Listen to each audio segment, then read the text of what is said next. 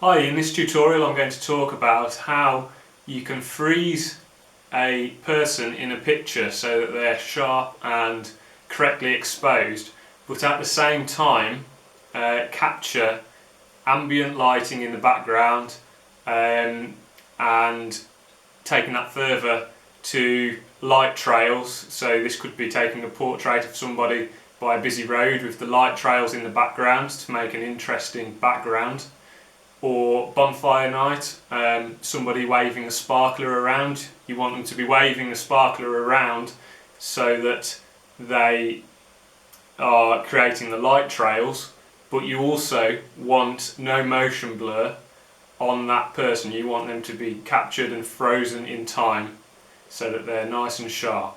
You could do the same with a person with fireworks in the background on bonfire night again, or another celebration, New Year's, anything that is going to capture the moment rather than capture the subject without the moment when shooting outside in the dark.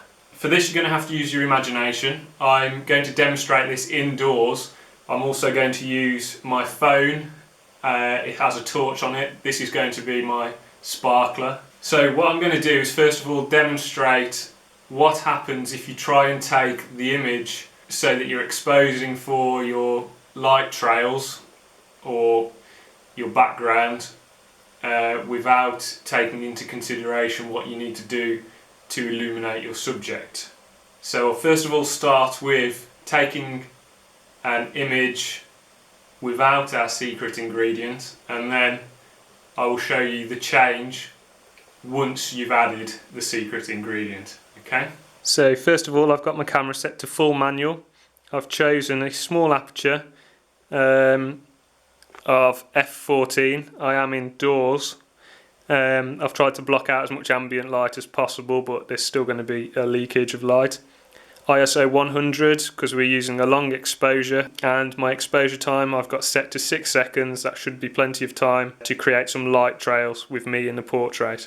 Now, because I am taking this of myself and I've got nobody to help me, I've got my self timer set to 10 seconds. That'll give me enough time to sit down. So I've got my focus pre-set. I'm in manual focus mode. Right, so what I'm going to do now is turn the light off. I'm going to press my shutter. It's already on 10 seconds self timer.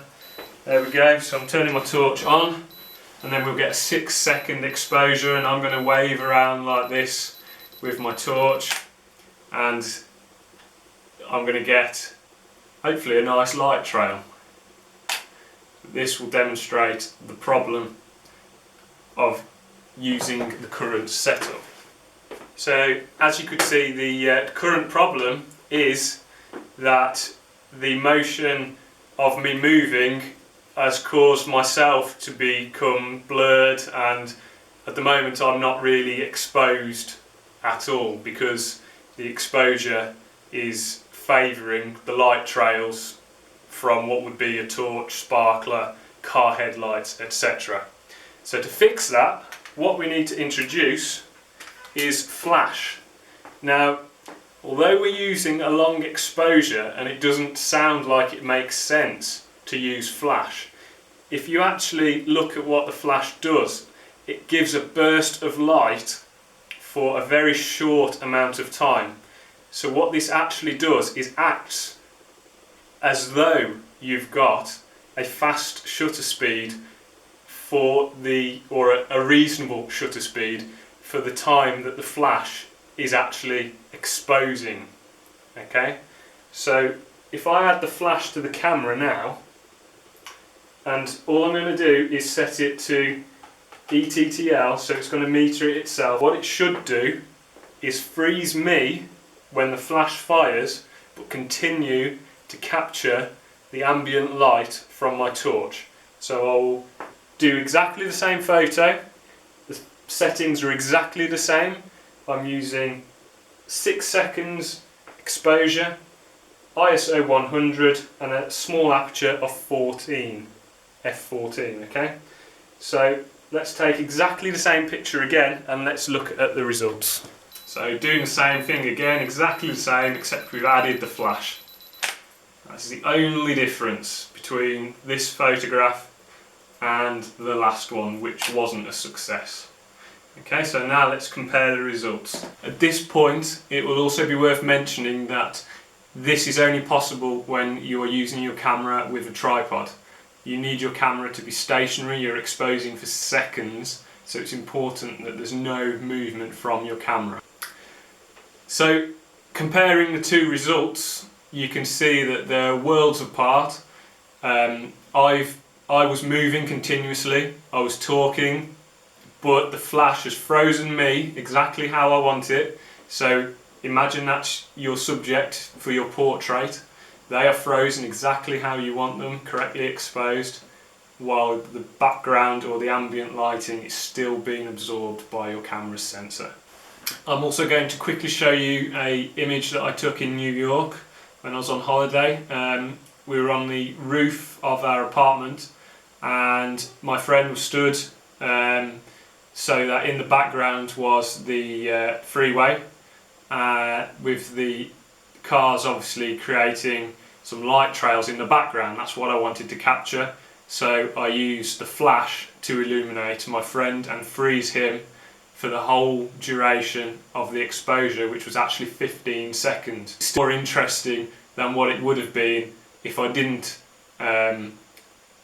use a long exposure time to capture those light trails. So it can make a real difference to your images, it just adds interest and it captures the moment in a different way, makes it more exciting to look at. My flash gun is a Canon Speedlight, it's a 430EX2. You don't have to use one of these. If you've just got your inbuilt camera flash, you can do the same thing.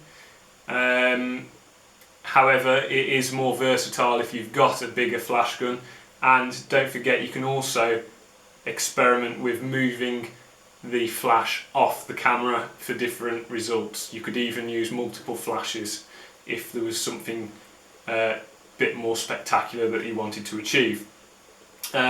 Use your imagination with this. Remember, I'm indoors, so not only has that illuminated me, the flash, but it's illuminated the wall behind me because it's in close proximity. Now if you're outside in a really dark field, for instance, that wouldn't happen. You wouldn't have the flash lighting up your background because that would just be dark.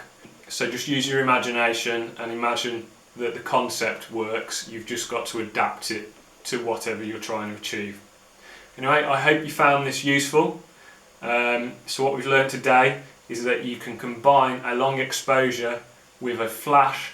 Like, subscribe and share, and I hope to see you again in the future. Thank you.